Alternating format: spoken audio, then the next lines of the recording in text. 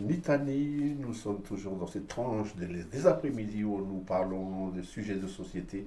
Donc nous avons pu avoir des éclairages avec notre ami qui est passé cet après-midi avec nous. Donc nous accueillons de nouveau dans mon studio quelqu'un qui est très connu de la place, parce que son association Anticorps lutte contre la corruption pour l'éthique en politique.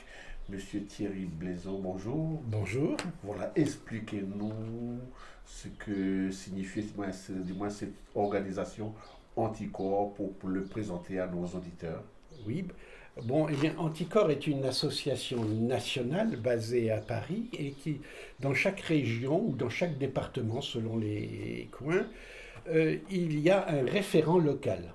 Alors, il se trouve que j'avais adhéré à Anticorps et je suis devenu le référent de l'association nationale parce que j'avais mené un combat local avec quelques amis sur l'affaire de l'aqueduc du Grand Nouméa, un des gros scandales des 20 dernières années en Nouvelle-Calédonie.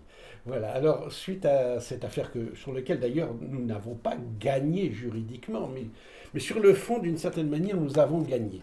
Mais nous avons gagné moralement, pas juridiquement. Mais enfin voilà. Alors, donc Anticorps a été créé en 2002, donc ça va faire presque 20 ans maintenant, par un juge qui s'appelait qui s'appelle toujours Eric Alphen, qui était le fameux juge antiterroriste. Hein. Et il l'a créé en compagnie d'une dame qui était une attachée parlementaire, donc qui connaissait un petit peu le milieu politique, du nom de Séverine Tessier. Et puis par la suite, donc l'association est montée petit à petit, 1000 adhérents, 2000, 3000. Il y a 2 ans, on n'était pas très loin de 3500. Et puis nous sommes actuellement à près de 7000 adhérents. Sur tout le territoire de la République. Hein, voilà. Donc c'est notre but alors le but de l'association principale, l'objet de l'association, c'est ce que vous avez dit, pour l'éthique en politique, hein, c'est-à-dire qu'il faut apprendre à bien se tenir, à faire de la vraie politique, hein, éviter les sujets qui nous paraissent assez malhonnêtes. Alors, à cause de tout ça, bien sûr, nous avons une réputation un petit peu sulfureuse de certains points de vue. Pourquoi ? Parce que nous ne pouvons qu'agacer le pouvoir en place, quel qu'il soit. Et je vous assure, dans nos affaires, il y en a pour tout le monde. Tout le monde est servi. Avec Anticorps, je lutte contre la corruption. Cet après-midi, donc, on propose à nos auditeurs de suivre un certain nombre de dossiers que vous souhaitez partager avec eux, qui intéressent les auditeurs du moins néo-calédoniens. Oui, bien sûr. Alors, préalablement, quand même, je veux quand même... Planter le décor, planter.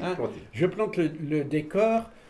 Donc, l'association, eh bien, elle a vécu des soubresauts, bien sûr, comme dans toute association, mais elle n'a fait que monter, puisque je vous dis, il y a 2 ans à peu près, on n'était qu'à 4000 et tout d'un coup, on est passé à 6500. Alors, il s'est trouvé que il faut que cette association ait un agrément officiel pour pouvoir se porter partie civile devant les tribunaux. Hein. Et cet agrément n'est qu'accordé qu'en France à 3 associations. Il y a Anticorps, bien sûr, mais il y a également notre association sœur qui a une vocation plus internationale, bien que nous avons aussi une vocation internationale, c'est Transparency International. Et puis une autre association qui s'appelle Sherpa, qui est composé plus de personnalités du monde judiciaire et juridique, hein, donc des juges, des avocats, des magistrats, voilà. Ce sont ces 3 associations qui sont agréées. Alors, comme on agace beaucoup de monde, ben, figurez-vous que monsieur le ministre précédent, non, c'était une dame, Madame Belloubet. Elle a essayé de ne pas nous révéler l'agrément, parce qu'un agrément est valable pour 3 années. D'accord. Et cet agrément, elle a cherché des poux dans la tête en voulant nous empêcher de l'obtenir. Alors, finalement, il y a eu M. Dupond-Moretti qui est arrivé, et Dupond-Moretti s'est trouvé que très vite, eh bien, sans le faire, on ne l'a pas fait exprès, hein, on l'a eu dans le collimateur. Pour... et actuellement, nous avons fait en sorte qu'il soit traduit, et c'est une exception d'ailleurs hein, dans la France, parce que des ministres ont été traduits, mais le ministre de la Justice est traduit devant la Cour de justice de la République. Alors normalement, selon une vieille jurisprudence dite jurisprudence Balladur, il aurait dû démissionner, revenir après le jugement s'il est blanchi, hein, mais il n'a pas démissionné. Voilà.